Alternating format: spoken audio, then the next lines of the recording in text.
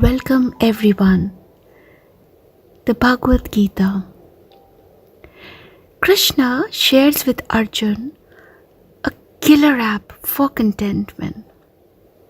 He says, the trick, Arjun, is to do your duty with single-minded focus and great sincerity without worrying about the results of the work. Arjuna frowned.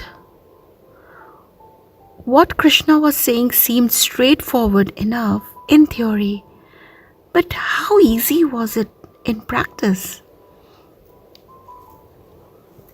The trick is not to think about whether your work will be a success or a failure, whether it will please anyone or not, even whether it will make you happy or not, because thinking of results when you should be working will only distract you from the work itself.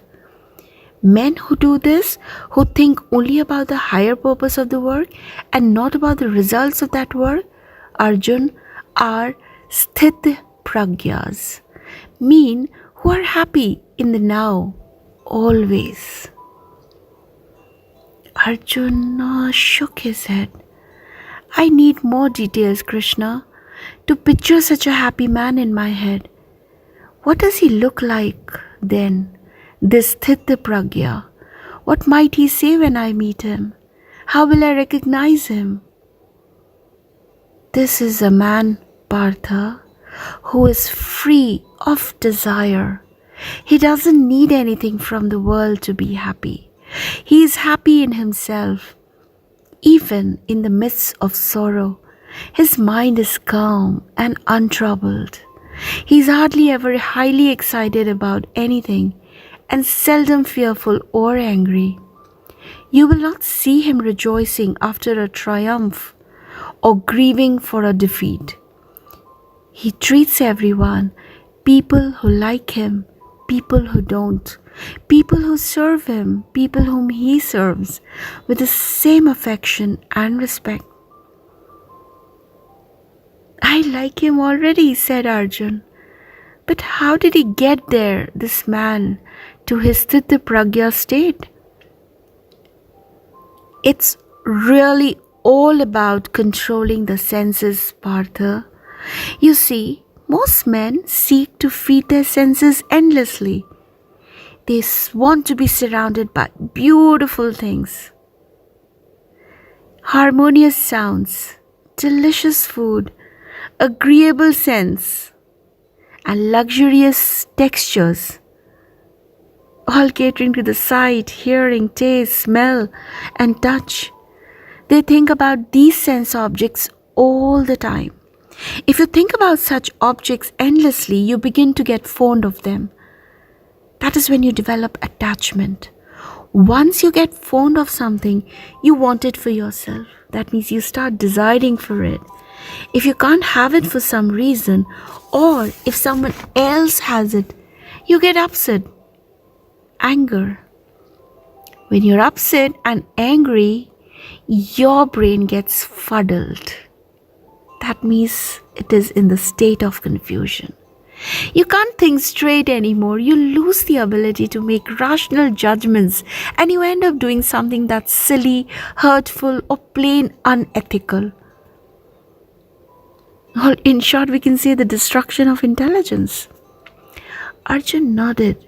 He knew all this from personal experience, of course, but he liked the logical way of Krishna, breaking it down for him.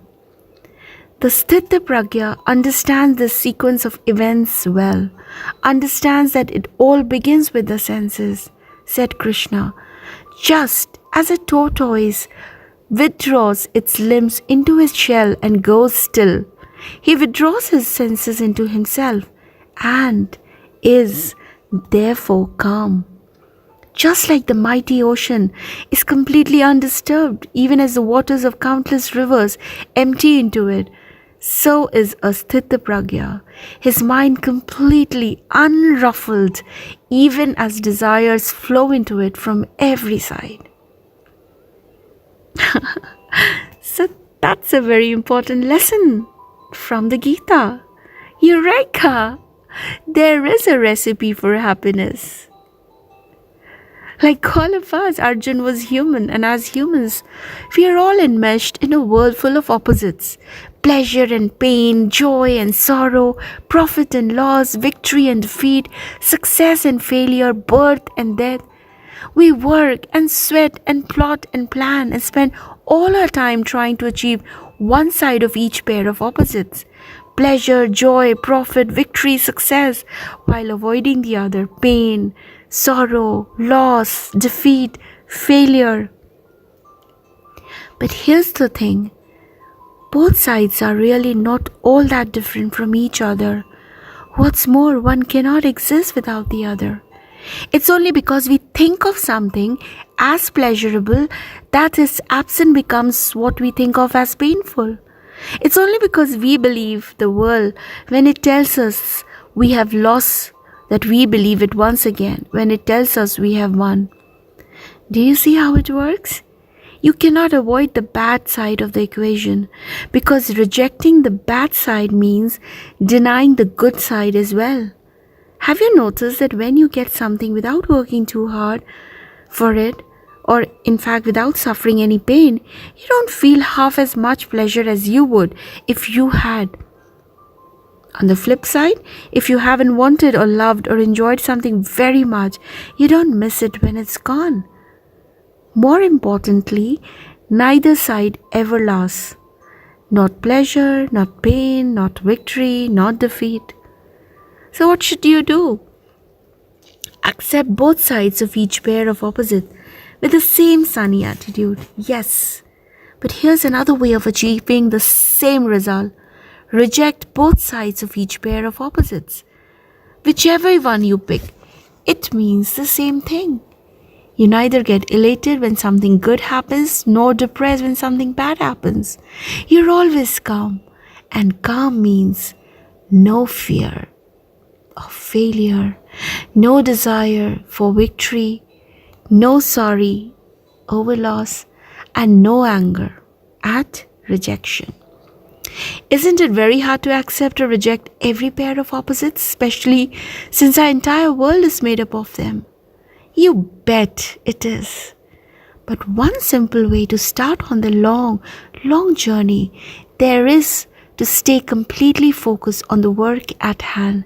Whatever that work may be: studying for an exam, helping your parents around the house, taking care of a cranky grandparent, researching a science project with teammates you don't get along with. Don't think about how disagreeable the work is. Don't wonder what the point of it is. Don't worry about whether it will bring you the rewards or the failures that you hope or dread that it will. Instead, put your head down and just do it.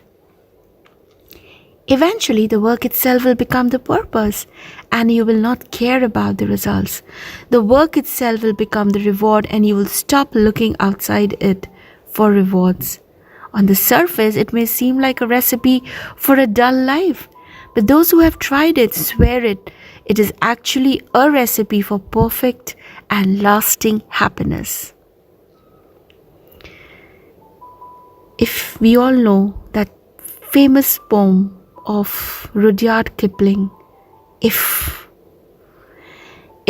you can dream and not make dream your master, if you can think and not make thoughts your aim, if you can meet with triumph and disaster and treat those two impostors just the same, if you can talk with crowds and keep your virtue, or walk with kings nor lose the common touch, if neither foes nor loving friends can hurt you, if all men count with you but none too much, if you can still or fill the unforgiving minute with 60 seconds worth of distance run, yours is the earth and everything that's in it, and which is more, you'll be a man, my son. And now, if we actually, the philosophy of Gita, if it can be reduced to one shloka, it would be the shlok 47 of the second chapter of the Gita. Understandably, it is also one of the most famous of the 700 shlokas. Many Hindus, even those who don't know much else about the Gita, will be able to quote at least part of this shloka. Here it is. Karmanyadvadhikaraste ma phaleshu kadachan ma karma phalhetu bhumarma te sadago statva karmanya. That means karmanya vadhikaraste ma phaleshu kadachan ma karma phalhetu bhurma te sadago statva karmanya. That means you only have the right to perform your duty, but you are not entitled to the fruits of your action. Never consider yourself the cause of the results of your activities, and do not be attached to inaction.